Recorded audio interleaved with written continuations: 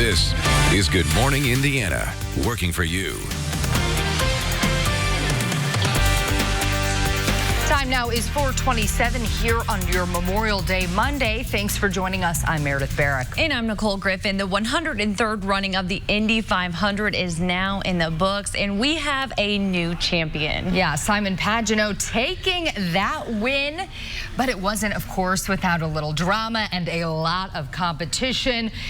With 22 laps to go, we did see a crash involving multiple cars, and then it was neck and neck between Rossi and Pagenaud. A lot of people unsure who was going to take that win, but of course, Simon Pagenaud crossing the finish line first, and he is the first French driver in 99 years to win the Indy 500. Pretty impressive. It was so exciting. I was out there for that. The fans were on their feet. Such a fun way to end the Indy 500. Yes, and the fans also left behind a lot of trash, as they do every single year. So we are going to send our Elena Martella out there this morning to see what she can find, if there are any good treasures left behind. There was trash all over yesterday. You know, it's to be expected with all those fans out there. So volunteers will be out there today. We're sending Elena out there, and we'll check in with her live all morning on Good Morning Indiana. And Todd, the weather ended up being so nice. My goodness. You know, it really worked out. We had that heavy rain in the morning that stayed to the north. Who knew Mother Nature was an IndyCar fan? Right?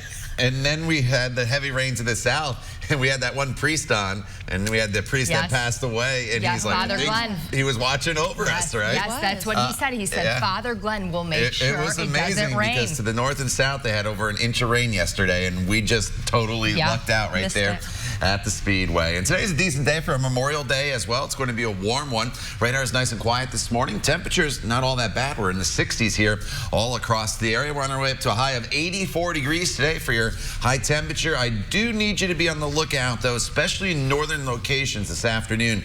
If you do have barbecue plans, for the potential of just some isolated thunderstorms, but some of them could be strong to borderline severe. It's not a widespread thing, very isolated, but that potential does exist. So as you make those plans, don't cancel them, but just know and be aware of the threat later on this afternoon. Okay, good to know. And a lot of people will be out and about today, whether they're grilling or on the lakes. And we do have a reminder for you to be safe if you're on the lakes, especially after a man went missing on Lake Monroe this weekend. The search will resume for that man today. He was swimming in a portion of the lake, was behind a boat, and has not been seen since.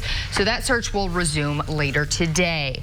We've got a lot more news, weather, and traffic here to start your Monday morning on Good Morning Indiana. This is Good Morning Indiana, working for you. Several large fights keep officers in the Circle City busy overnight. New this morning where one person was stabbed and rushed to the hospital. Plus, the greatest spectacle in racing is in the books. Why yesterday's big finish was one for the history books.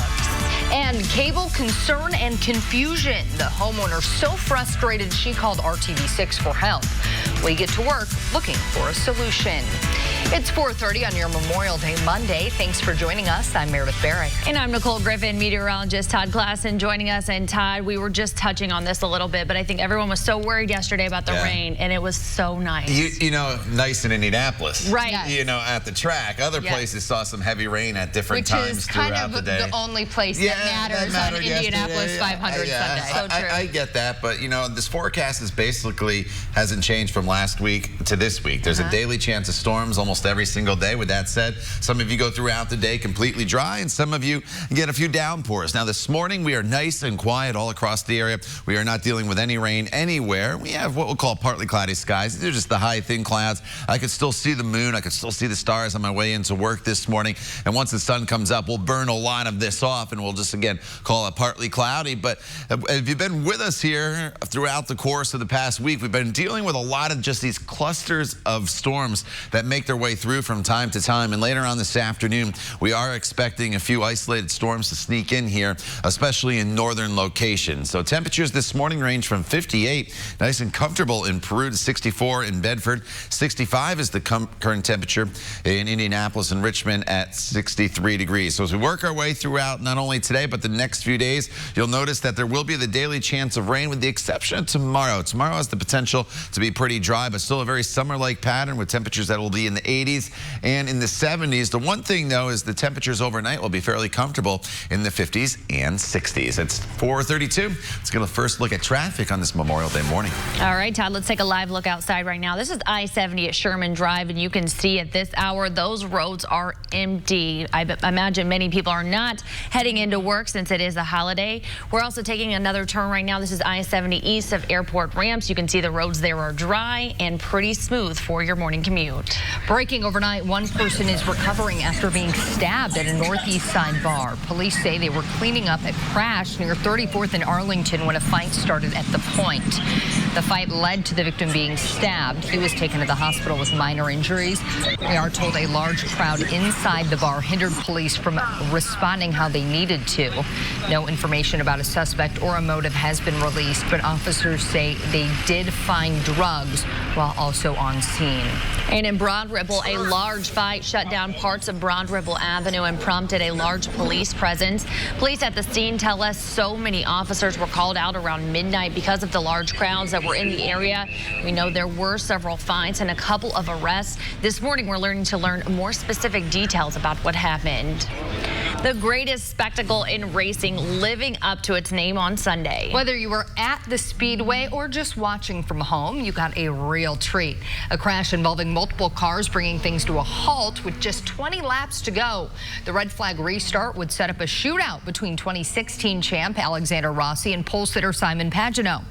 It would be a series of passes between Rossi and Pagenaud in the last 13 laps of the race that would keep fans on their feet. Pagenaud inching out Rossi by 0.02 of a second to cross the finish line and earn the honor of kissing the bricks. And here's what the new Indy 500 champ had to say about his duel with Rossi at the end of that race.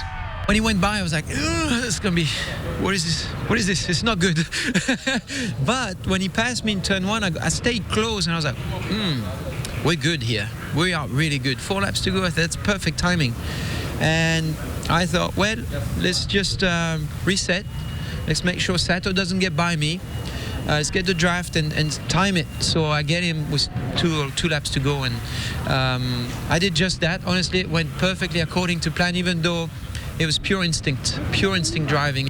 Pagenaud is also the first pole winner to win the race since Helio Castroneves won back in 2009. And now that the race is over, that long process to clean up IMS begins after thousands of fans filled the Speedway for the Indy 500. Starting this morning, crews with the help of volunteer charity groups will be at the track picking up trash. The charity groups and churches that volunteer their time get a donation from IMS, but it's a big job even with those extra hands. Taking a turn now, the search for a man missing on a southern Indiana lake will continue this morning. The man was swimming behind a boat anchored near the Allens Creek State Recreation Area on Lake Monroe when he went missing.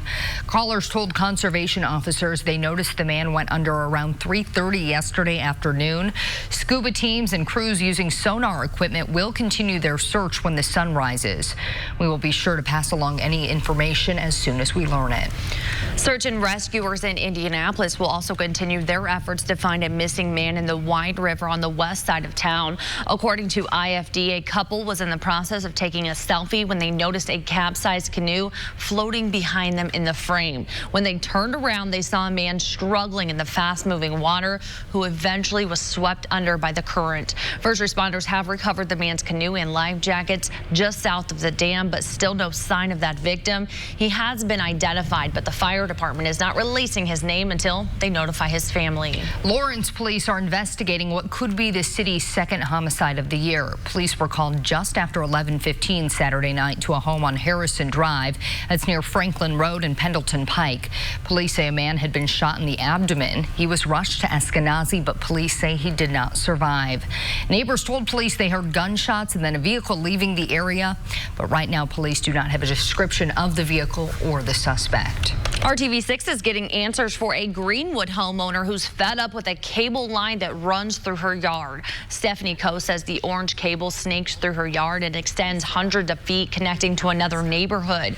She says the cable has been exposed on the ground for several months, and she's called several times to get information. I called for 2 straight weeks trying to get somebody to come out here, and they just kept telling me they were going to get with the scheduling crew and somebody would call me back. Never heard back from anybody and haven't seen anyone.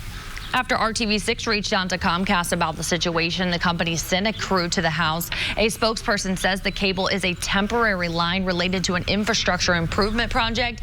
They say Comcast is working to fix it as quickly as possible. We will continue to follow up until that happens. Criminals tried to target a Navy veteran with a common phone scan, but instead of giving them his information, he did this. So you hung up the phone and you contacted Call 6 Investigates. Yes, I did. Scammers are stealing phone numbers of local businesses to trick you into answering the phone. It's called neighbor spoofing. Richard Rosado saw St. Francis Vet calling, so he thought it was a local business. Instead, the caller tried to get his personal information, posing as a credit card consolidation service. The number actually belongs to St. Francis Vet Hospital in Canby. The business is also a victim of this neighbor spoofing scam. Can you see how people will fall for this? Oh, yeah. Yeah, if, you know, I could have easily fallen for it. If I had any kind of card debt or anything, you know, credit card, you know, I might want to be interested in it, you know, and find out. But, no, I wasn't going to take the bait. You can protect yourself by asking your phone company what technology they offer to address neighbor spoofing. Also, don't answer the call. If it is a legitimate business, you can call them back. Summer in Brownsburg starting off on a bad note. Employees with the Parks and Recreation Department discovered vandalism at the city's splash pad. Officials say someone left behind what they are calling an inappropriate piece of artwork. They are hoping, though, that because the facility has security cameras, they will be able to catch the suspects quickly. Cleanup continues in Oklahoma following devastating storms over the weekend. Straight ahead, the latest on the severe weather outbreak that continues at this hour in the plains. Plus, crews in Utah are searching for a missing 5-year-old this morning. What investigators are saying about their lead suspect. Todd. And there are those storms Meredith was just talking about across the plain states, and these will have somewhat of an impact on our weather as we get into the afternoon and into the evening hours tonight. So you'll make sure you want to tune in here in just a few minutes. We'll talk all about your Memorial Day forecast and look ahead to the rest of the work week as well. Coming up, the time now is 4:39. You're watching Good Morning Indiana right here on RTV6.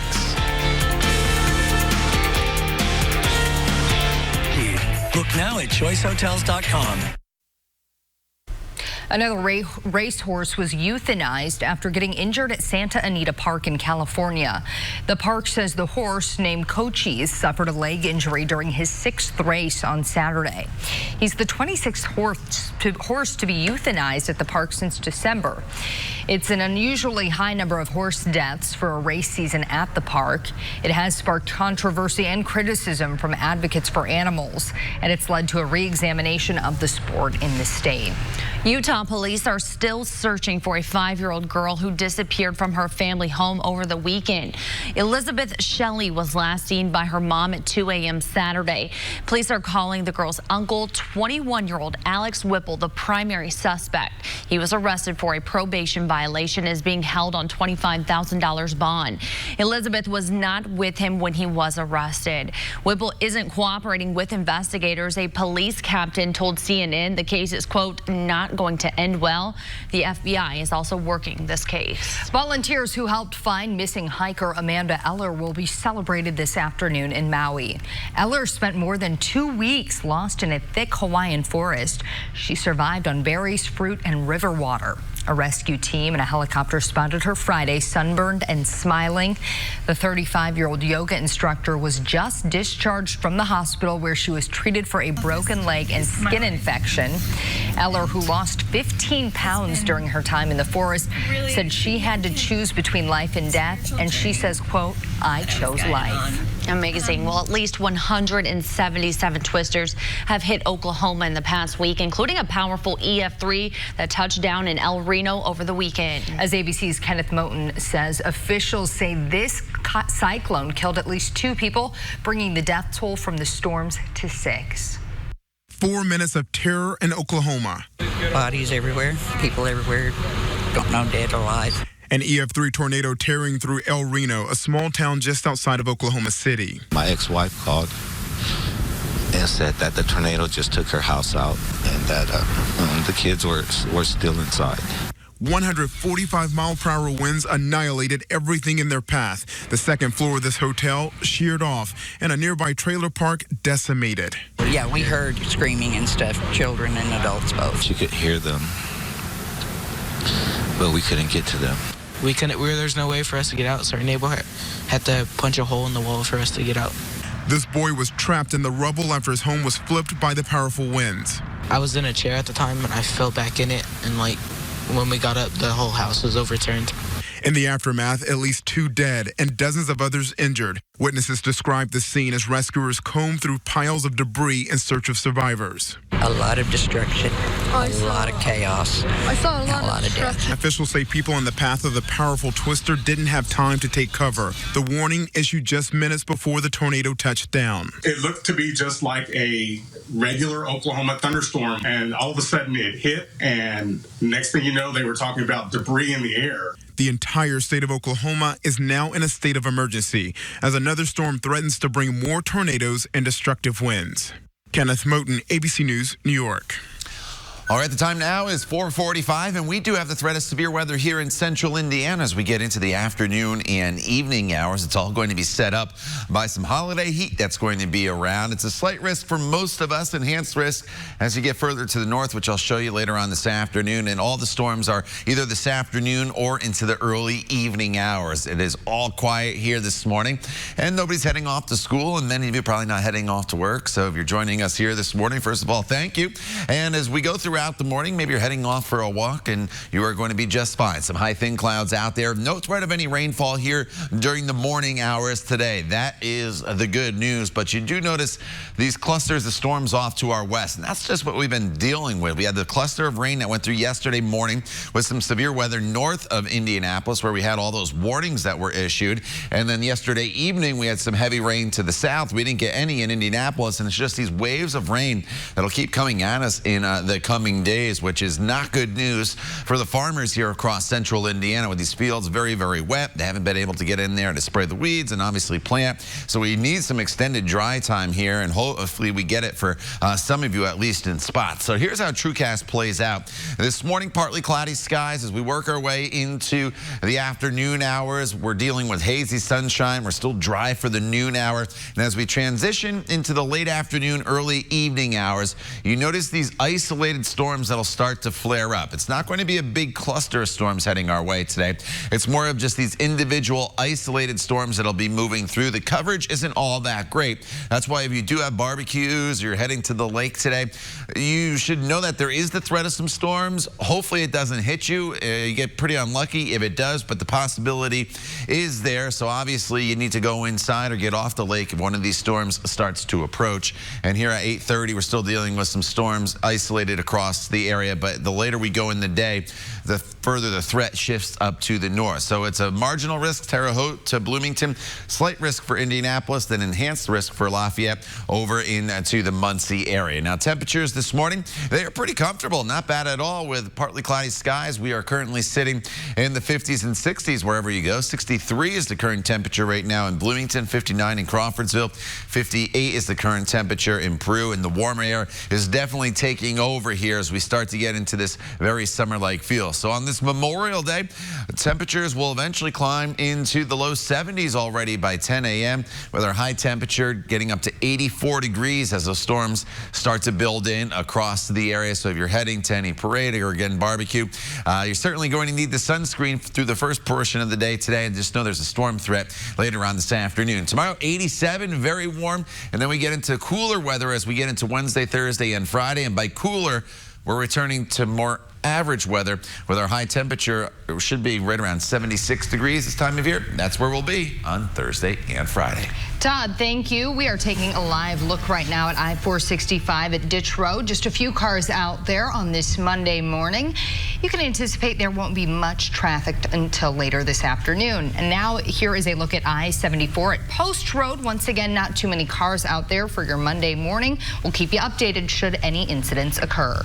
Chances are you could have a cookout today or maybe have leftover food from your Indy 500 party, but when should you throw away those leftovers? Doctors say a good general rule is if something's been sitting out for 2 hours, you should just toss it. Picnic favorites like pasta salad and potato salad have ingredients that can go bad quickly, so just toss those things out right away when you're done. But some things could be saved longer if they are properly packed. If you're storing foods, one thing to keep in mind is you want to use shallow containers. You want to bring the food to room temperature before it goes in the refrigerator. And then once it's in the refrigerator, you have a window of about 2 to 3 days to eat leftovers. Doctors say if you're not sure something is still edible, just use your senses, inspect the dish for mold, and smell it to see if it smells right. Always remember, if you're in doubt, just throw it out. If you ordered your Samsung Galaxy Fold through Best Buy, you won't be getting it. The company told customers late last week it was canceling pre-orders with the highly anticipated phone. It's a nearly 5-inch smartphone that opens to a 7.3-inch tablet. Samsung delayed the April launch after early tech reviewers reported problems, including defective hinges and broken screens. The company previously said it would fix those various issues. Samsung has not yet announced a new release date. Today is Memorial Day, and it's one veteran's 100th birthday. After the break, we'll show you how he's celebrating in style. And coming up all new at 5, we're breaking down the latest on search efforts for this 4-year-old boy swept away in a Delphi Creek. But first, I'm Vinny Politan. Coming up today on the all-new Court TV, the trial of a former NFL star charged with being a serial sex offender. Kellen Winslow II grew up the son of an NFL Hall of Famer, then had his own 10-year NFL career where he earned over $40 million. Now he's facing off against 5 different accusers. The San Diego jury must decide if these 5 women are victims, as prosecutors say, or are they not telling the truth, as the defense alleges. We'll be taking a look at all the testimony and all the evidence all day right here on Court TV. Don't forget, you can stream the all-new Court TV anywhere you are on right on CourtTV.com. We'll be right back. Buy or lease a new 2019 Atlas. A suburban Atlanta neighborhood showering their retiring mailman with the love and appreciation on his last day on the round. 61-year-old Floyd Martin served the neighborhood in Marietta for nearly 35 years. They decorated their mailboxes, hugged him, gave him gifts, and posed with photos with him. They even brought covered dishes, and the day-long goodbye basically turned into a big block party that drew more than 300 people. The neighbors also started a GoFundMe campaign to send him on a trip to Hawaii. Oh, love that. A World War II veteran celebrates his 100th birthday in style with a ride in a B-17 bomber. Max Anderson took to the skies above Lebanon, Tennessee in one of only 15 B-17s still flying today. Anderson had this to say about the experience. Well, yes, looking out at those engines purring away out there, seemed quite natural. Anderson and his wife will be honored with a police escort in Tennessee later today. Happy birthday to Mr. Anderson, and thank you for your service. It's very cool. Absolutely. A lot of people yesterday were saying that was the best flyover ever. It was really cool. Did you see that the second time that those 2 planes came around and that one just shot straight up in the air?